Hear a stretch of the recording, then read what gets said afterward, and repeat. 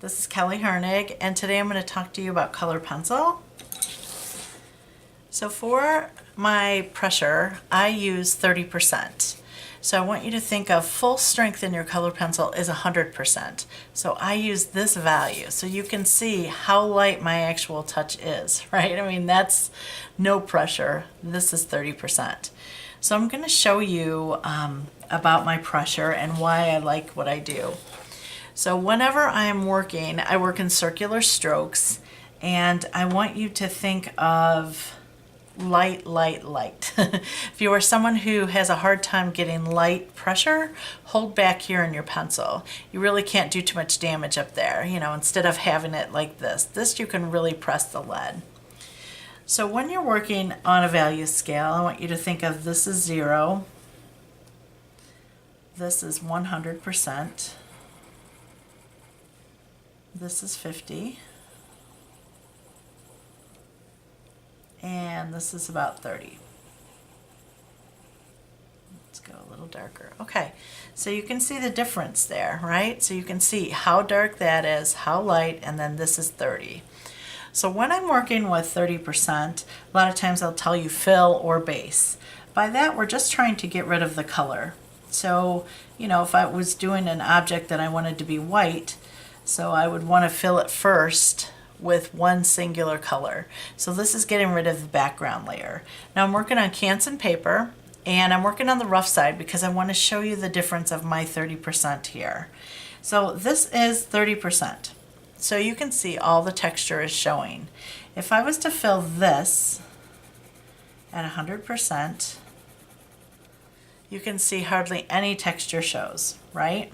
So I've crushed the texture of my paper. So I want you to see, I'm going to build up 5 more layers of 30%. So this is 1,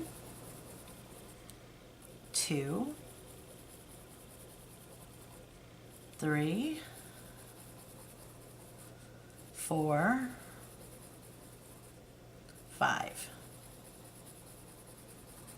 Now you can see that I've got it pretty dark here, but look at the texture that it still shows. This crushed it, and I would probably have to go maybe 6 times to get it to the darkness that I associate with really dark. That's quite dark for me. So I want you to see though the actual paper. So that's the 30% paper, and this is the 100% paper. Do you see the texture? I mean, it's smashed completely flat there. Where here you still see it. It's alive and well is what I say, right? So this is a good thing, and this is why I like the 30%. It's also easier on your hands, it's easier on your shoulders, it's easier on your back. So if you have arthritis or carpal tunnel or sore shoulders or sore back, this is going to give you a little more relief doing light layers. All of my layers are this light. Now there's another stroke that I do, and let's just say this is a hard edge here, okay? So I'm going to do 30% starting at the edge. As I walk it out, I'm going to get lighter so that I'm creating a gradation. See that? So it's 30% to 0. So for each layer that I would go on top, so if I was to do another layer on top of that, it would do 30%. I'm going to start fading quicker. 30%, another layer, 30%, fade quicker. So you can see that I'm starting to gradate down. 30%, quicker. So all of these are the same pressure, it's just getting faster with the way that it gradates. So if I was to do a line here, so we're going to do all 4 of these on top of one line. So the first stroke is going to be this. So it's 30%. I'm starting to let it fade a little more, fade, light pressure. All right, so now I'm going to do this one. So it should end about right there. So 30%. I'm already fading, fading. Now I'm going to do that one on top, 30%. Let's let it start fading, fading. Then this one, 30%, fade faster. So what happens is by doing all of these 4 and fading at the end, we get a nice overall gradation of this. So this is probably about 70%, and then we go down to nothing. So you can see that I've got a really nice gradation there. When you're first starting, it's really important to think about all of these steps instead of doing it one time. You know, I've been doing it a long time, so I could actually do 30%, just stay there a little longer, and start myself to fade. It's hard as a beginner though when you first start that, because a lot of times we tend to go really dark and really light, and then we miss all the beautiful middle steps. So you can see here that it's a lot of middle steps. Here's a lot of middle steps, right? So it gives you a better gradation when you think about it being the 4 steps on top of one line. And then I'm going to show you a shape of that, and I'm going to use 3 colors. So I've just got 3 blues here. We're going to start with light, middle, and dark. So I'm going to do 2 little circles here for you. I'm putting them side by side for a reason. Okay, so for the first step, we're going to just fill it, right? So all we're trying to do now is get rid of the green color and turn this shape blue. Notice that I'm using little strokes, little circular strokes. I'm not using real big ones, right? Because that would create a shape. So by using small circular strokes, all we're trying to do is fill in the shape. Now you're going to notice that it gets a little waffle pattern, and that's because of the texture of my paper. I like working on a texture because usually I'm doing some kind of insect, butterfly and dragonfly, and it adds a nice texture to the wings.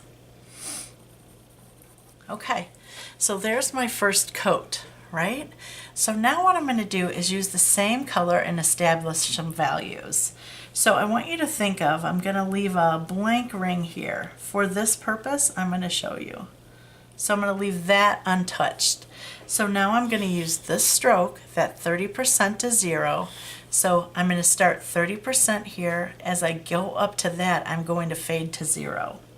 So 30% to 0, 30% to 0, 30% to 0. I'm going a little quicker up here at the top.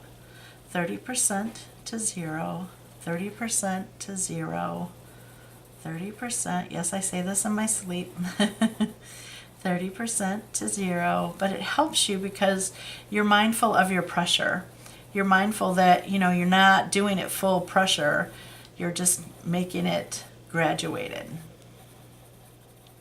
So you can see that I have a little bitty circle up here. So I've got about that much that is untouched. So I'm going to go to the next pencil now, which is a little darker blue. For this instance, we're going to just do in this area here. So we're going to let it fade up to that line. So it's going to go about like that. So I'm starting 30% at the edge. Let it fade. It's fading faster. Just a little bit up here at the top, 30%.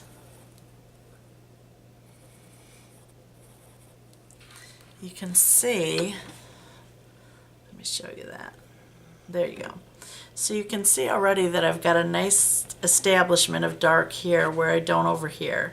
So it's softly grayed, softly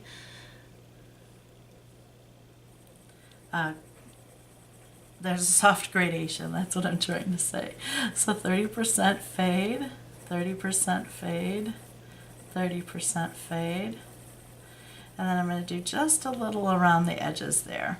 Okay, so whenever you're working with a waffle texture or the rough side of the page, can you see that it starts to get a little fuzzy? So what we need to do is with the pencil here, what I'm going to do is do a thin line to thicker to thin, okay, so that I have that nice sharp edge. So I'm going thin, there we go. to thin, thick to thin. So see how we've straightened it? Now, I don't ever want to see that line. So for that, I'm just going to go right next to that line and add another little value. Okay.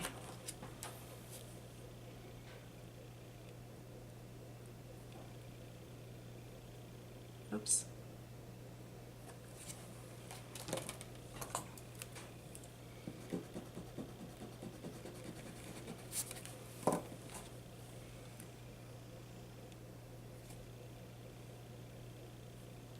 Okay. So now I'm going to use the darkest, which is this indigo blue. For that, it's going to be this kind of shadow. Right? So I want it really dark down here and just a little up there. Again, 30%, let it fade, 30%, let it fade.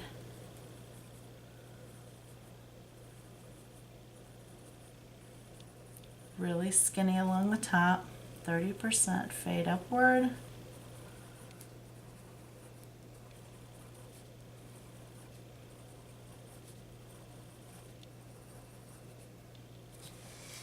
And then I'm going to come along and fix this line here. So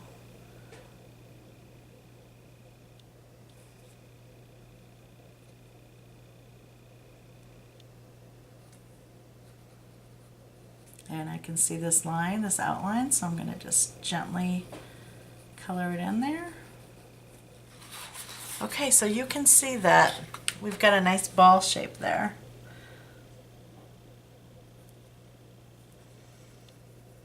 I'm just add a little bit of darkness up there. So you can see that with each layer we did less and less, but yet because it's all in the blue family, right, they all kind of go together.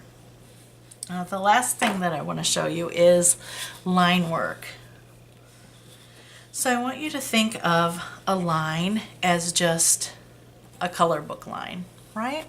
So there's nothing really pretty about that line. It's just solid and it's the same from start to finish.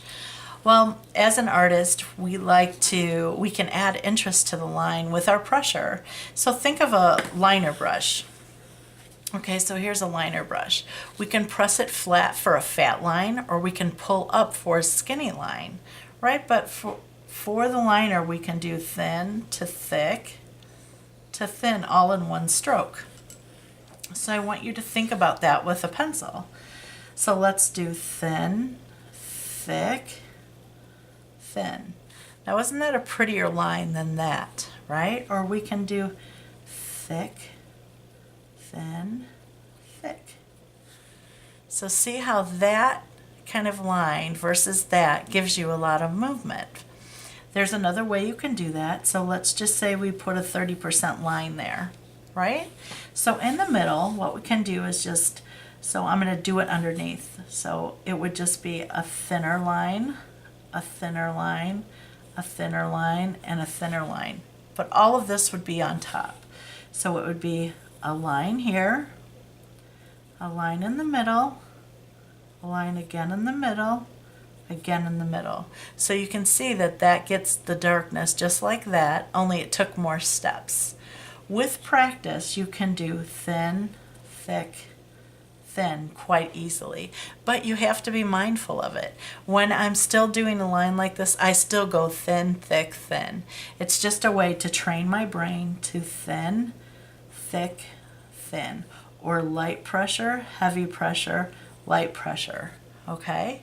So that's how you do color pencil. It's pretty easy. Start with just a circular shape. You know, think of something like grapes or cherries or marbles. You know, they're all round, but yet they're going to give you nice different values. So thanks for joining me. Bye, everyone.